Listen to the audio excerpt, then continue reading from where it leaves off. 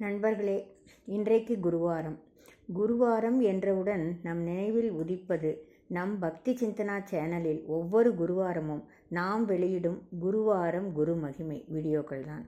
இந்த குருவாரம் குருமகிமை தலைப்பில் நாம் மகான் ஸ்ரீ ராகவேந்திரரின் சில மகிமைகளை முந்தைய வீடியோவில் கண்டோம்.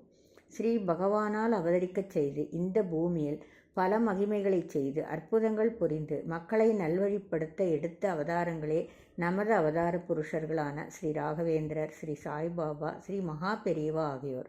இத்தகைய மகான்களின் மகிமைகளை குருவாரத்தில் நாம் படித்து அறிவதால் நமக்குள் ஒரு பேரின்ப உணர்ச்சி தோன்றி நம்மை அத்தகைய மகான்களோடு ஒன்ற வைத்து பக்தி சிந்தனையை உருவாக்கி நாம் ஸ்ரீ பகவானுடைய பாதார விந்தங்களில் சரணடைய ஏதுவாக நமக்கு வழிகாட்டுகிறது. இன்றைய குருவாரத்தில் நம் பக்தி சிந்தனா சேனலின் 55வது காணொளி மூலம் நாம் ஸ்ரீ ராகவேந்திரரின் மேலும் சில மகிமைகளை அறிவோம் வாரீர்.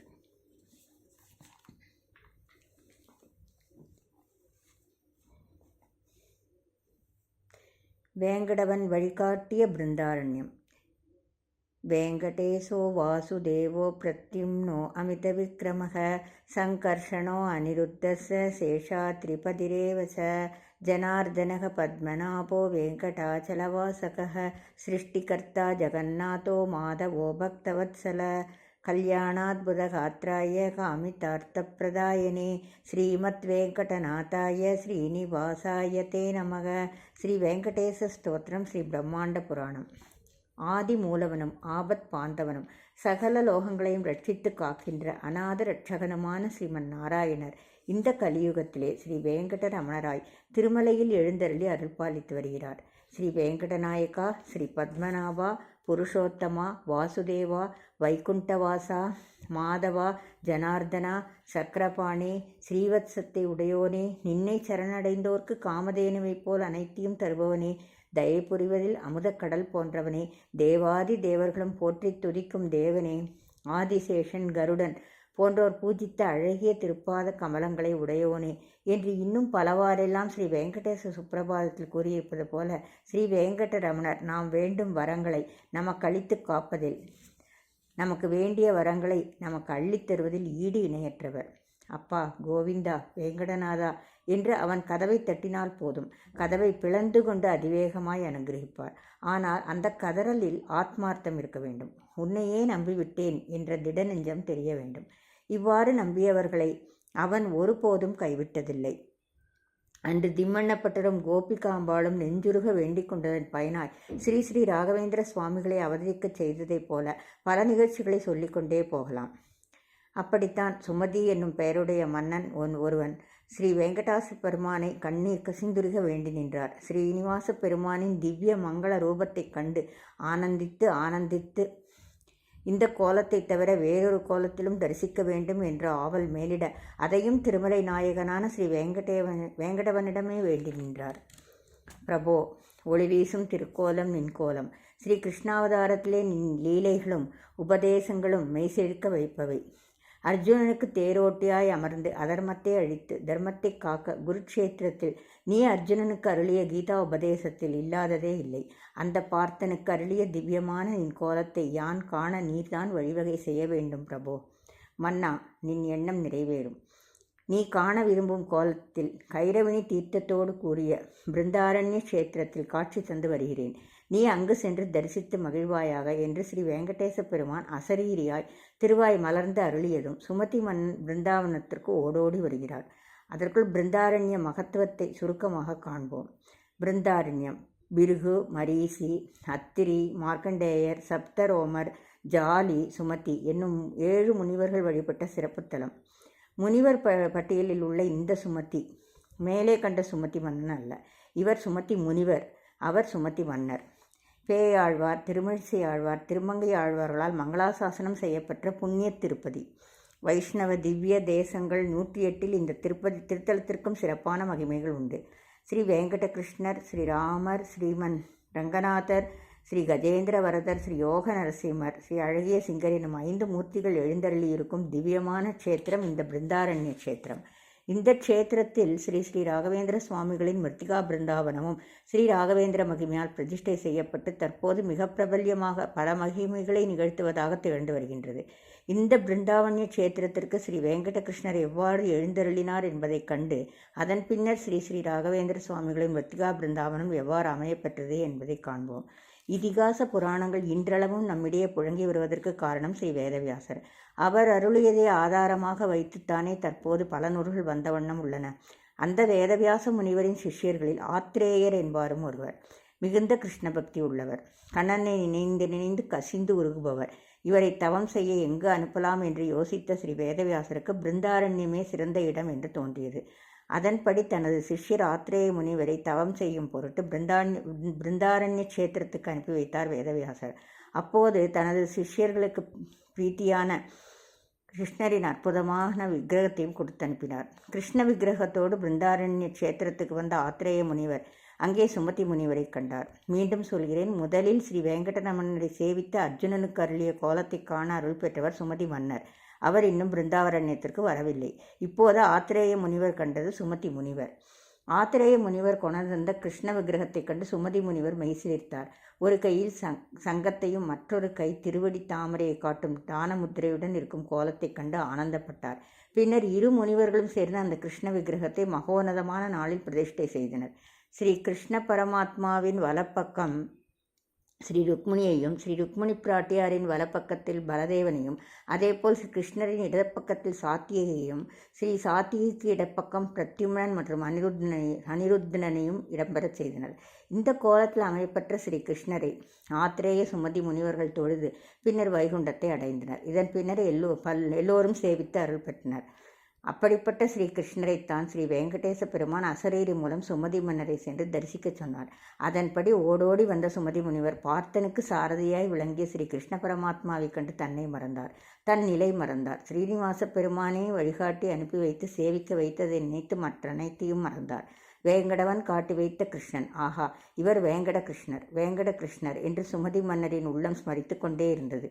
அதனால்தான் பிருந்தாவன்ய க்ஷேத்திரத்து கிருஷ்ணர் வேங்கட கிருஷ்ணர் என்ற திருநாமத்தோடு இலங்கி வருகிறார். பிருந்தம் என்றால் துளசி என்று பொருள். ஆரண்யம் என்றால் காடு அல்லது வனம். ஸ்ரீ விஷ்ணுவுக்கு உகந்ததான துளசி செடிகள் மண்டி கிடந்த வனத்தில் ஸ்ரீ வெங்கட கிருஷ்ணர் எழுந்தருளியிருப்பது எவ்வளவு விசேஷமோ அதேபோல் ஸ்ரீ ராகவேந்திரரின் மிருத்திகா பிருந்தாவனமும் அமைந்திருப்பதும் தனிச்சிறப்பு. பிருந்தாரண்யம் பிருந்தாவனம் எல்லாம் ஒரே பொருளை குறிப்பானதான். கிருஷ்ண பரமாத்மாவின் அருள் பெற்ற ஸ்ரீ கிருஷ்ணரே பிருந்தாவன பிரவேசத்திற்கு முன்பு இவரின் பாடலுக்கு நர்த்தனமாடிய ஸ்ரீ ராகவேந்திரருக்கும் துளசி அர்ச்சனை என்பது மிக விசேஷமானது. பிருந்தாரண்ய க்ஷேத்திரத்தில் ஸ்ரீ வெங்கட கிருஷ்ணரையும் ஸ்ரீ ராகவேந்திரரையும் தரிசிப்பது மிகவும் புண்ணியமானது. அது சரி, கைரவணி தீர்த்தத்தோடு கூடிய பிருந்தாரண்யம் எங்குள்ளது? சென்னையில்தான். சென்னையில் உள்ள பிருந்தாரண்யத்தை தெரிந்து கொள்வதோடு அங்கே ஸ்ரீ ராகவேந்திரர் நிகழ்த்திய மகிமையையும் கண்டு மலைக்கப் போகிறோம். பிருந்தாவரண்யத்தில் ஸ்ரீ ராகவேந்திர மகிமை.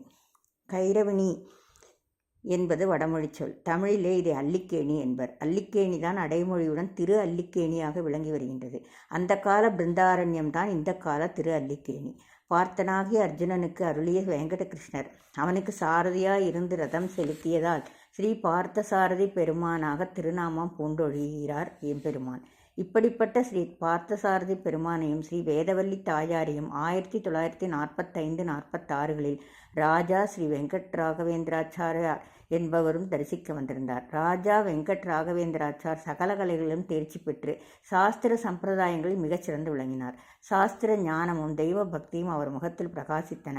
இவ்வளவு சிறப்பு வாய்ந்தவர் என்பதனால்தான் மந்திராலய மூல பிருந்தாவனத்தின் பீடாதிபதிகளாய் 1945-46 இருந்த ஸ்ரீ ஸ்ரீ சுயமீந்திர தீர்த்த சுவாமிகளிடம் திவானாக பணிபுரியும் பேட்டினை பெற்றிருந்தார். மந்திராலய சீமடத்தின் வேலையாய் இந்த காலகட்டத்தில் சென்னைக்கு வந்திருந்த போதுதான் ஸ்ரீ பார்த்தசாரதி பெருமானை தரிசித்து கொண்டார்.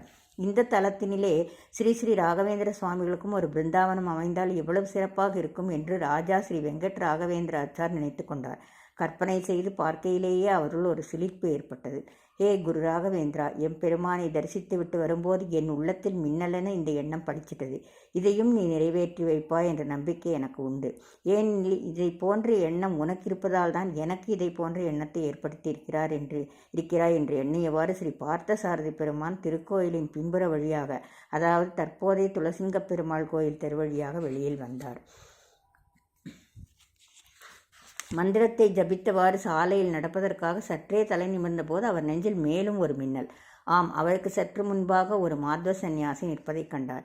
இவர் எப்படி திடீரென்று இங்கு வந்தார்? கோயிலின்றும் இதுவரை காணவில்லையே. பின் எப்படி என்று நினைத்து கொண்டிருந்த போது அந்த மத்வ சந்நியாசி மெதுவாக நடக்கத் துவங்கினார்.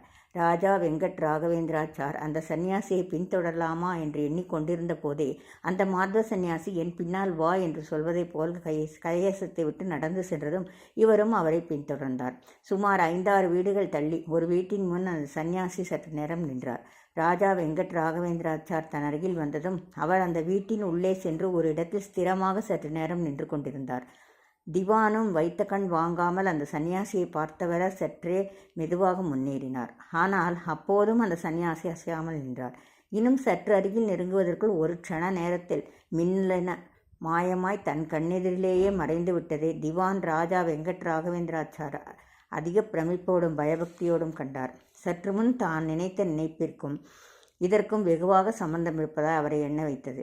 தான் வந்த வேலை முடிந்ததும் மந்திராலயம் சென்று ஸ்ரீ ஸ்ரீ சுயமீந்திர தீர்த்தரிடம் நடந்தவற்றையெல்லாம் பயபக்தியோடு கூறினார். ஸ்ரீகளும் இதில் அர்த்தம் பொதிந்துள்ளதாய் நினைத்தார். பிருந்தாரண்ய கஷேத்திரத்தில் தனக்கும் ஒரு பிருந்தாவனம் அமைய வேண்டும் என்பது ஸ்ரீ ராகவேந்திரரின் அபிலாஷை. நம் திவானுக்கு சர்வாதிகாரி என்றும் சொல்வதுண்டு. நம் திவானுக்கு ஏற்பட்ட அனுபவமும் அதைத்தான் உணர்த்துகிறது. ஆனால் அதை எப்போது அவர் நிறைவேற்றுவார் என்பது யாருக்கு தெரியும்? 17ஆம் நூற்றாண்டில் தானே முன்னின்று தனக்கான பிருந்தாவனத்தை நிர்மாணிக்கும் பணியை திவான் வெங்கண்ணாவிடம் ஒப்படைத்திருந்த ராகவேந்திரர் திவான் கொணர்ந்த கல் அல்ல தான் சொன்னது என்று சொல்லி வேறு கல்லை எடுத்து வரச் சொன்னதோடு முதலில் கொணர்ந்த கல்லிலும் பிருந்தாவனத்தை நிர்மாணிக்கச் செய்து அதை காலியாக வைக்க வைத்து வேறு பிருந்தாவனத்தில் பிரவேசமும் ஆகி பின்னர் 18ஆம் நூற்றாண்டில் அந்த காலியான பிருந்தாவனத்தில் ஸ்ரீ வாதீந்திர தீர்த்தரை பிருந்தாவனஸ்தராக செய்ததெல்லாம் நின் லீலை என்றோ? குரு ராகவேந்திரா, திருவல்லிக்கேணியில் நினக்கு பிருந்தாவனம் நிச்சயம் அமையும். ஆனால் அது எப்போது அமையும், யாரால் அமையும் என்பதை நீதானே அறிவாய் என்று பலவாறு எண்ணினார் ஸ்ரீ ஸ்ரீ சுயமீந்திர தீர்த்தர். திரு அல்லிக்கேணியில் அந்த சந்நியாசி நின்ற இடம் முதலில் பெண்கள் பள்ளியாக இருந்தது. பின்னர் கல்யாண மண்டபமாக மாறியது. அதன் பின்னர் சுமார் 27-28 வருடங்களுக்கு பிறகு அந்த இடத்தில் 1973ஆம் வருடம் ஸ்ரீ ஸ்ரீ ராகவேந்திர சுவாமிகளின் மிருத்திகா பிருந்தாவனம் கம்பீரமாக எழுந்தது. ஹம்ச நாமக பரமாத்மா பரம்பரையின் 52வது பீடாதிபதியாகவும் மத்வாச்சாரியரிலிருந்து 37வது பீடாதிபதியாகவும் ஸ்ரீ ஸ்ரீ ராகவேந்திர தீர்த்தரிலிருந்து 21வது பீடாதிபதியாகவும் மிகச்சிறந்து விளங்கிய ஸ்ரீ ஸ்ரீ சுஜயேந்திர தீர்த்தரால் பிரமாதீச நாம சம்வத்சர ஜேஷ்ட பகுள பஞ்சமி நல்ல குருவாரம் 1973ஆம் ஆண்டு ஜூன் மாதம் 21ஆம் தேதி ரிஷபலக்னத்தில் பக்தர்களின் பக்திமயமான கோஷங்களிடையே சாஸ்திரோக்தமாக ஸ்ரீ ஸ்ரீ ராகவேந்திர சுவாமிகளின் மிருத்திகா பிருந்தாவனம் கோலாகலமாக பிரதிஷ்டை செய்யப்பட்டது. சரி, இதில் என்ன அற்புதம் இருக்கிறது? 1945-46இல் திவான் ராஜா வெங்கட் ராகவேந்திராச்சாரியரின் நினைவை 1973ஆம் ஆண்டில் ஸ்ரீ ஸ்ரீ ராகவேந்திர சுவாமிகள் நிஜமாக்கியிருக்கிறார் என்பதுதான் இதிலிருந்து தெரிகிறது. இதை தவிர வேறென்ன இருக்கிறது. ஸ்ரீ ஸ்ரீ ராகவேந்திர சுவாமிகளின் பிருந்தாவனத்தை பிரதிஷ்டை செய்த ஸ்ரீ ஸ்ரீ சுஜயேந்திர தீர்த்தரும் அன்று திவானாக பிருந்தாரண்யத்திற்கு வந்த ராஜா வெங்கட் ராகவேந்திராச்சாரும் ஒருவரே என்பதுதான் இதில் உள்ள அற்புதம். ஆம், ஸ்ரீ ஸ்ரீ சுயமீந்திர தீர்த்தர் பிருந்தாவனஸ்தரானதும் அவரிடம் திவானாக இருந்த ராஜா வெங்கட் ராகவேந்திராச்சார் ஸ்ரீமடத்தின் ஸ்ரீகளாக ஸ்ரீ ஸ்ரீ சுஜயேந்திர தீர்த்தம் என்னும் திருநாமத்தோடு பொறுப்பேற்றார். திவானாக இருக்கையில் நினைத்த நினைப்பை அவரே ஸ்ரீகளாகி அன்று மாத்வ சந்நியாசி நின்ற அதே இடத்தில் சுமார் 28 ஆண்டுகள் கழித்து பிருந்தாவன பிரதிஷ்டை செய்திருப்பது ஸ்ரீ ராகவேந்திரரின் செயல் அல்லவோ? இந்த நிகழ்ச்சியானது தாமஸ் மன்ரோவின் நிகழ்ச்சிக்கு ஒப்பாக இருக்கிறதல்லவா?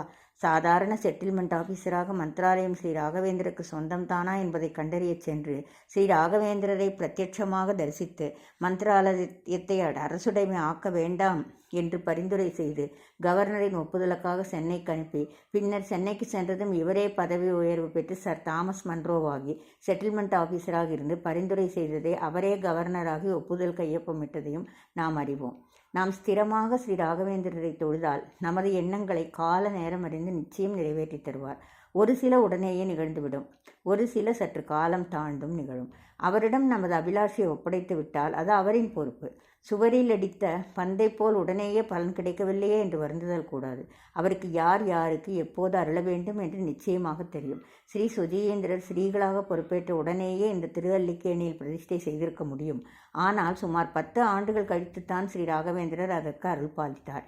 அதேபோல் தனக்கு என்ன வேண்டுமோ அதையும் தவறாமல் பெற்றுவிடுவார். மந்த்ராலய கிராமத்தை நவாப் சித்தி மசூத் கானிடமிருந்து திவான் வெங்கண்ணாவின் மூலம் எப்படி பெற்றாரோ அவ்வாறே இந்த திருவல்லிக்கேணியிலே தனக்கு பிருந்தாவனம் அமைய வேண்டுமென்று வேறொரு திவானின் மூலம் பெற்றிருக்கிறார். தங்க கவசத்திற்கு தேவையான குறைவான தங்கத்தை ஒரு பக்தரின் கனவில் தோன்றி இதே ஸ்ரீ சுஜயேந்திர தீர்த்தரிடம் கொடுக்கச் செய்து 300வது ஆண்டு ஆராதனையை அமர்க்களப்படுத்தினார். ஸ்ரீ ஸ்ரீ ராகவேந்திர சுவாமிகளின் பரிபூர்ண அருளை பெற்ற ஸ்ரீ ஸ்ரீ சுஜயேந்திர தீர்த்தர் சமீபத்தில் 1986ஆம் ஆண்டில் மந்த்ராலயத்திலேயே பிருந்தாவனஸ்தரானார். இவர் நிகழ்த்திய நிகழ்வுகளும் இவரின் மூலம் ஸ்ரீ ராகவேந்திரர் நிகழ்த்தியுள்ள அற்புதங்களும் ஏராளம் ஏராளம். மந்த்ராலயத்துக்கு செல்பவர்கள் ஸ்ரீ ஸ்ரீ சுஜயேந்திர தீர்த்தரின் பிருந்தாவனத்தையும் தரிசித்து பயன்பெறலாம். இவரது ஆராதனை எல்லா பிருந்தாவனங்களிலும் சிறப்பாக கொண்டாடப்பட்டாலும் இந்த திருவல்லிக்கேணி என்னும் பிருந்தாரண்ய தலத்தில் வெகு விமரிசையாக கொண்டாடப்படுகிறது. என்ன இருந்தாலும் இங்கே பிருந்தாவனம் அமைய ஸ்ரீ ராகவேந்திரர் இவர் மூலம்தானே அருள் பாலித்திருக்கிறார். தேவரெந்தரே திருப்பதி திம்மப்பனு, குருவெளெந்தரே மந்த்ராலய ராகப்பனு என்று சொல்வார்கள். தெய்வம் என்று சொன்னால் அது திருப்பதி ஸ்ரீ வெங்கடேஸ்வரரை குறிக்கும். அவ்வாறே குரு என்று சொன்னால் அது மந்த்ராலய மகாபிரபு ஸ்ரீ ஸ்ரீ ராகவேந்திர சுவாமிகளை குறிக்கும். இந்த திருவல்லிக்கேணி கஷேத்திரத்திற்கு வந்து ஸ்ரீ பார்த்தசாரதி பெருமானையும் ஸ்ரீ ஸ்ரீ ராகவேந்திர சுவாமிகளையும் தொழுதால் திருப்பதி மற்றும் மந்த்ராலய ஸ்தலத்திற்கு சென்று வந்த புண்ணியமும் பலனும் கிடைக்கும். Thank you all.